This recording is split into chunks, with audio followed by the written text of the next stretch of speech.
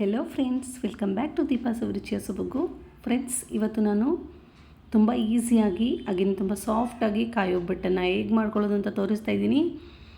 ಒಬ್ಬಟ್ಟು ಮಾಡ್ಕೊಳ್ಳೋಕೆ ಬರೋಲ್ಲ ಅನ್ನೋರು ಚಿಂತೆನೇ ಮಾಡ್ದೇ ಈ ವಿಡಿಯೋನ ಕೊನೆವರೆಗೂ ನೋಡಿ. ತುಂಬ ಈಸಿಯಾಗಿ ಒಬ್ಬಟ್ಟನ್ನು ಮಾಡ್ಕೋಬೋದು. ಬನ್ನಿ ಹೇಗೆ ಮಾಡೋದು ನೋಡೋಣ. ಮೊದಲಿಗೆ ನಾನಿಲ್ಲಿ ಒಂದು ಬೌಲ್ಗೆ 2 ಕಪ್ಪಷ್ಟು ಮೈದಾ ಹಿಟ್ಟನ್ನು ಹಾಕ್ಕೊಂಡು ಚಿಟಿಕೆ ಉಪ್ಪನ್ನು ಹಾಕ್ಕೊಂಡು ಒಂದು ಸಲ ನೀಟಾಗಿ ಮಿಕ್ಸ್ ಮಾಡ್ಕೋತಾ ಇದ್ದೀನಿ. ಉಪ್ಪು ಹಾಕ್ಕೊಂಡಿದ ನಂತರ ನಾವು ಹಿಟ್ಟನ್ನು ಚೆನ್ನಾಗಿ ಥರ ಸ್ವಲ್ಪ ಮಿಕ್ಸ್ ಮಾಡಿಕೊಂಡು ಸ್ವಲ್ಪನೇ ನೀರನ್ನ ಸೇರಿಸ್ಕೊಂಡು ಹಿಟ್ಟನ್ನು ಚೆನ್ನಾಗಿ ಕಲಿಸ್ಕೋಬೇಕಾಗುತ್ತೆ. ಒಂದೇ ಸರಿ ನೀರನ್ನು ಹಾಕ್ಕೊಳ್ಳಿಕ್ಕೆ ಹೋಗಬೇಡಿ. ಸ್ವಲ್ಪನೇ ನೀರನ್ನ ಸೇರಿಸ್ಕೊಂಡು ಚೆನ್ನಾಗಿ ನಾದ್ಕೋಬೇಕು. ಚಪಾತಿ ಹಿಟ್ಟಿಗಿಂತ ನಾವು ಸ್ವಲ್ಪ ತೆಳುವಾಗಿ ಹಿಟ್ಟನ್ನು ಕಲಿಸ್ಕೋಬೇಕಾಗುತ್ತೆ. ಈ ಥರ ಚೆನ್ನಾಗಿ ಸ್ವಲ್ಪ ಕಲಿಸ್ಕೊಂಡಿದ್ದ ನಂತರ ನಾನು ಒಂದು 3 ಟೇಬಲ್ ಸ್ಪೂನಷ್ಟು ಆಯಿಲ್ನ ಹಾಕ್ಕೊಂಡು ಚೆನ್ನಾಗಿ ನಾದ್ಕೋತಾ ಇದ್ದೀನಿ.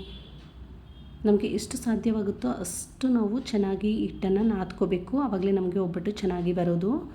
ಸೊ ಈ ಥರ ಚೆನ್ನಾಗಿ ನಾದ್ಕೊಂಡಿದ್ದ ನಂತರ ನಾನು ಕೊನೆಯಲ್ಲಿ ಒಂದು 4 ರಿಂದ 5 ಟೇಬಲ್ ಸ್ಪೂನಷ್ಟು ಆಯಿಲನ್ನು ಹಾಕಿ ಒಂದು ಪ್ಲೇಟ್ನ ಮುಚ್ಚಿ ಹಿಟ್ಟನ್ನು ನೆನೆಯಲಿಕ್ಕೆ ಬಿಡ್ತಾಯಿದ್ದೀನಿ. ಇಲ್ಲಿ ಹೂರಣ ಮಾಡ್ಕೊಳ್ಳೋಕ್ಕೆ ನಾನು 3 ದಪ್ಪ ತೆಂಗಿನಕಾಯಿನ ಈ ಥರ ಚಿಕ್ಕ ಪೀಸಸ್ನ ಮಾಡಿ ಇಟ್ಕೊಂಡಿದ್ದೀನಿ. ಹಸಿ ಕೊಬ್ಬರಿ ಇದನ್ನು ರುಬ್ಕೊಳ್ಳಿಕ್ಕೆ ನಾನು ಒಂದು ಜಾರ್ಗೆ ಸ್ವಲ್ಪನೇ ತೆಂಗಿನಕಾಯಿನ ಹಾಕ್ಕೊಂಡು ರುಬ್ಕೋತಾ ಇದ್ದೀನಿ. ಹಸಿ ಕೊಬ್ಬರಿ ಹಾಕ್ಕೊಂಡು ರುಬ್ಕೋತಾ ಇರೋದ್ರಿಂದ ನಾವು ನೀರನ್ನು ಹಾಕೊಳ್ಳೋ ಅವಶ್ಯಕತೆ ಇರೋದಿಲ್ಲ. ಸೊ ಈ ಥರ ನಾವು ಎಷ್ಟು ನುಣ್ಣಗೆ ರುಬ್ಕೊಳ್ಳಿಕ್ಕಾಗುತ್ತೋ ಅಷ್ಟು ನುಣ್ಣಗೆ ನಾವು ರುಬ್ಕೋಬೇಕಾಗುತ್ತೆ. ಇದೇ ರೀತಿ ನಾನು ಉಳಿದಿರೋಂಥ ಹಸಿ ಕೊಬ್ಬರಿನ ಕೂಡ ರುಬ್ಕೋತಾ ಇದ್ದೀನಿ. ನೀವು ಒಣ ಕೊಬ್ಬರಿಲಿ ಕೂಡ ಮಾಡ್ಕೋಬೋದು, ಬಟ್ ಹಸಿ ಕೊಬ್ಬರಿನಲ್ಲಿ ಮಾಡಿಕೊಂಡ್ರೆ ನಮಗೆ ರುಚಿಯಾಗಿರುತ್ತೆ ಈ ಕಾಯಿ ಒಬ್ಬಟ್ಟು. ಸ್ವಲ್ಪ ಕೂಡ ನೀರನ್ನ ಸೇರಿಸ್ಕೊಳ್ದೇ ಈ ಥರ ನುಣ್ಣಗೆ ರುಬ್ಬಿಟ್ಕೊಂಡಿದ್ದೀನಿ ಎಲ್ಲ ತೆಂಗಿನಕಾಯಿನೂ ಕೂಡ. ಇಲ್ಲಿ ನಾನು ಹೂರಣ ಮಾಡ್ಕೊಳ್ಳೋದಕ್ಕೆ ಪಾಕ ಮಾಡ್ಕೋಬೇಕು. ಸೊ ಅದಕ್ಕೆ ನಾನು ಸ್ಟವ್ ಆನ್ ಮಾಡಿಕೊಂಡು ಒಂದು ಪಾತ್ರೆ ಇಟ್ಕೊಂಡು 2 ದಪ್ಪ ಉಂಡೆ ಬೆಲ್ಲನ ಪುಡಿ ಮಾಡಿ ಹಾಕ್ಕೊಂಡಿದ್ದೀನಿ. ಹಾಗೆಯೇ ಬೆಲ್ಲ ಮುಳುಗೋಷ್ಟು ನೀರನ್ನು ಸೇರಿಸ್ಕೊಂಡು ಬೆಲ್ಲನ ಕರಗಿಸ್ಲಿಕ್ಕೆ ಇಟ್ಟಿದ್ದೀನಿ. ನೋಡಿ, ಬೆಲ್ಲ ಕೂಡ ಚೆನ್ನಾಗಿ ಕರಗಿದೆ. ಇವಾಗ ನಾನು ಯಾವ ಪಾತ್ರೆಯಲ್ಲಿ ಹೂರಣ ಮಾಡ್ಕೋಬೇಕು ಅಂತ ಇಟ್ಕೊಂಡಿದ್ದೀನೋ ಆ ಪಾತ್ರೆಗೆ ಬೆಲ್ಲದ ನೀರನ್ನು ಶೋಧಿಸ್ಕೊಂಡು ಬೆಲ್ಲನ ಒಂದು 10 ರಿಂದ 15 ನಿಮಿಷ ನಾನು ಚೆನ್ನಾಗಿ ಕುದಿಲಿಕ್ಕೆ ಬಿಡ್ತಾಯಿದ್ದೀನಿ. ಬೆಲ್ಲ ಕುದೀತಾ ಇರಲಿ ಅಷ್ಟರಲ್ಲಿ ನಾನು ಇನ್ನೊಂದು ಕಡೆ ಸ್ಟವನ್ನು ಆನ್ ಮಾಡಿಕೊಂಡು ಒಂದು 4 ರಿಂದ 5 ಟೇಬಲ್ ಸ್ಪೂನಷ್ಟು ನಾನು ಗಸಗಸೆನ ಹಾಕ್ಕೊಂಡು ಚೆನ್ನಾಗಿ ಈ ಥರ ಫ್ರೈ ಮಾಡ್ಕೊತಾ ಇದ್ದೀನಿ.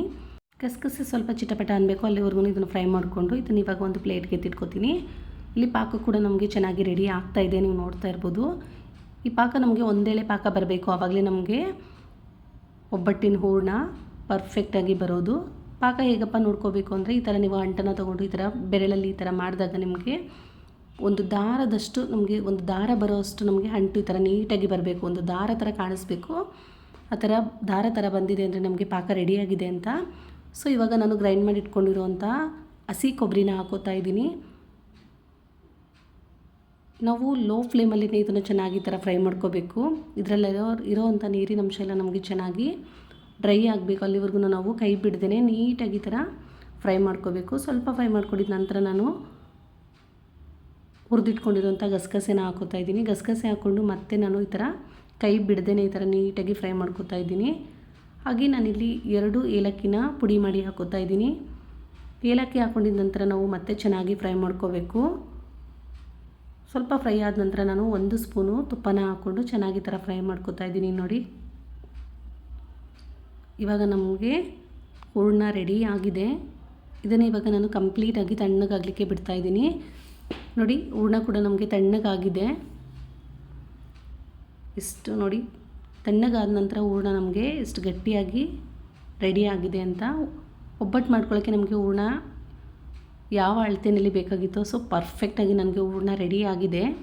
ತುಂಬ ಗಟ್ಟಿಯಾಗಿಯೂ ಇಲ್ಲ, ತುಂಬ ಸಾಫ್ಟಾಗೂ ಇಲ್ಲ, ಕರೆಕ್ಟಾಗಿ ಇದೆ. ಸೊ ಇವಾಗ ನಾನು ಹೂರಣನ ಚಿಕ್ಕದಾಗಿ ಉಂಡೆಗಳನ್ನಾಗಿ ಮಾಡಿ ಇಟ್ಕೋತಾ ಇದ್ದೀನಿ. ಈ ಥರ ಉಂಡೆ ಮಾಡಿ ಇಟ್ಕೊಳ್ಳೋದ್ರಿಂದ ಒಬ್ಬಟ್ಟನ್ನು ತುಂಬ ಬೇಗ ತಟ್ಕೋಬೋದು. ಇಲ್ಲಿ ಹಿಟ್ಟು ಕೂಡ ಚೆನ್ನಾಗಿ ನೆಂದಿದೆ. ಒಬ್ಬಟ್ಟನ್ನ ಮಾಡ್ಕೊಳ್ಳೋಕ್ಕೆ ನಾನು ಹಿಟ್ಟನ್ನು ಪಕ್ಕಕ್ಕೆ ಇಟ್ಕೊಂಡು ಇಲ್ಲಿ ಚಪಾತಿ ಮಣೆ ತಗೋತಾ ಇದ್ದೀನಿ. ಹಾಗೆಯೇ ನಾನಿಲ್ಲಿ ಒಂದು ಕವರ್ ತೊಗೊಂಡಿದ್ದೀನಿ.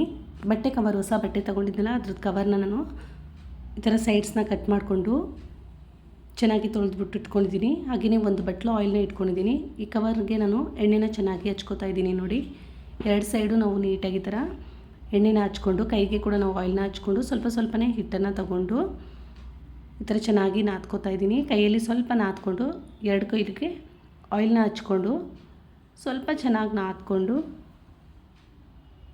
ಅಂಗೈಲೇ ಇಟ್ಕೊಂಡು ನಾನು ಈ ಥರ ತಟ್ಕೋತಾ ಇದ್ದೀನಿ.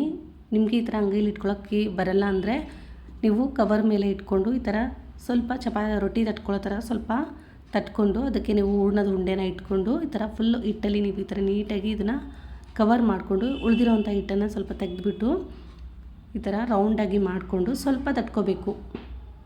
ಒಬ್ಬಟ್ಟನ್ನು ಸ್ವಲ್ಪ ತಟ್ಕೊಂಡು ಅನಂತರ ನಾವು ಈ ಕವರನ್ನು ಕ್ಲೋಸ್ ಮಾಡಿ ಈ ಥರ ನೀಟಾಗಿ ಸುಮ್ಮನೆ ಲೈಟಾಗಿ ತಟ್ಕೊಂಡ್ರೆ ಸಾಕು. ನಮಗೆ ಒಬ್ಬಟ್ಟು ರೌಂಡಾಗಿ ತುಂಬ ತೆಳುವಾಗಿ ನಾವು ಒಬ್ಬಟ್ಟನ್ನು ತಟ್ಕೋಬೋದು. ನೋಡಿ ಈ ಥರ ಲೈಟಾಗಿ ಈ ಥರ ಎಳ್ಕೊಂಡ್ರೆ ಸಾಕು. ನಮಗೆ ಒಬ್ಬಟ್ಟು ಎಷ್ಟು ತೆಳುವಾಗಿ ಬೇಕೋ ಅಷ್ಟು ತೆಳುವಾಗಿ ನಾವು ಈ ಒಬ್ಬಟ್ಟನ್ನು ಮಾಡ್ಕೋಬೋದು. ನೋಡಿ ಇಲ್ಲಿ ತವಾ ಕೂಡ ಬಿಸಿ ಆಗಿದೆ. ಇವಾಗ ನಾನು ಸ್ವಲ್ಪ ಆಯಿಲನ್ನು ಹಾಕ್ಕೊಂಡು ಒಬ್ಬಟ್ಟನ್ನು ಹಾಕ್ತಾಯಿದ್ದೀನಿ. ಮೀಡಿಯಮ್ ಫ್ಲೇಮಲ್ಲೇ ನಾವು ಇದನ್ನು 2 ಸೈಡನ್ನು ಬೇಯಿಸ್ಕೋಬೇಕಾಗುತ್ತೆ. ತುಪ್ಪ ಅಥವಾ ಎಣ್ಣೆನ ಹಾಕ್ಕೊಂಡು ನೋಡಿ ಎಷ್ಟು ಚೆನ್ನಾಗಿ ಬಂದಿದೆ ಒಬ್ಬಟ್ಟು. ನೀವು ನೋಡ್ತಾ ಇರ್ಬೋದು. ಒಬ್ಬಟ್ಟು ತಟ್ಟಕ್ಕೆ ಬರೋದಿಲ್ಲ ನಮಗೆ. ಒಬ್ಬಟ್ಟು ತಟ್ಟಿದ್ರೆ ಹರಿದೋಗುತ್ತೆ. ಈ ಥರ ಎಲ್ಲ ಇದ್ದರೆ ನೀವು ಈ ಥರ ಕವರಲ್ಲಿ ಮಾಡ್ಕೊಳ್ಳಿ.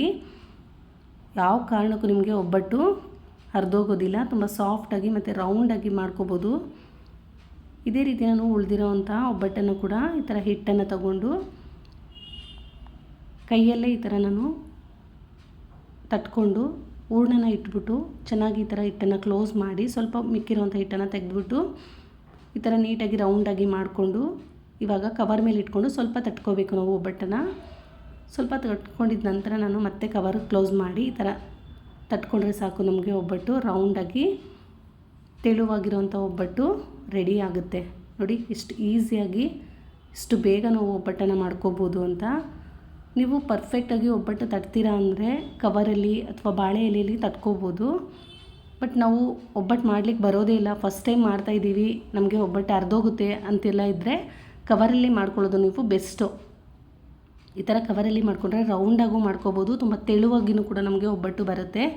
ನೋಡಿ ಎಷ್ಟು ಸಾಫ್ಟಾಗಿ ಒಬ್ಬಟ್ಟು ರೆಡಿಯಾಗಿದೆ. ಇದೇ ರೀತಿ ನಾನು ಎಲ್ಲ ಒಬ್ಬಟ್ಟನ್ನು ಕವರಲ್ಲಿನೇ ನಾನು ತಟ್ಕೋತಾ ಇದ್ದೀನಿ. ಈ ಥರ ತಟ್ಕೊಂಡ್ರೆ ಒಬ್ಬಟ್ಟು ಮಾಡ್ಲಿಕ್ಕೆ ಬರೋದಿಲ್ಲ ಅನ್ನೋರು ಕೂಡ ತುಂಬ ಈಸಿಯಾಗಿ ಪರ್ಫೆಕ್ಟಾಗಿ ಒಬ್ಬಟ್ಟನ್ನು ಮಾಡ್ಕೊಳ್ಬೋದು. ನೀವು ಕೂಡ ಒಂದು ಸಲ ಇದೇ ರೀತಿ ಕವರಲ್ಲಿ ಒಬ್ಬಟ್ಟನ್ನ ಮಾಡಿ ನೋಡಿ. ನಿಮ್ಗೆ ಹೇಗೆ ಬಂತು ಅಂತ ನನಗೆ ಕಮೆಂಟ್ ಮಾಡಿ. ಹಾಗೆಯೇ ವಿಡಿಯೋ ಇಷ್ಟ ಆದರೆ ಒಂದು ಲೈಕ್ ಮಾಡಿ, ಶೇರ್ ಮಾಡಿ, ಸಬ್ಸ್ಕ್ರೈಬ್ ಮಾಡ್ಕೊಳ್ಳಿ. Thank you for watching. Bye bye.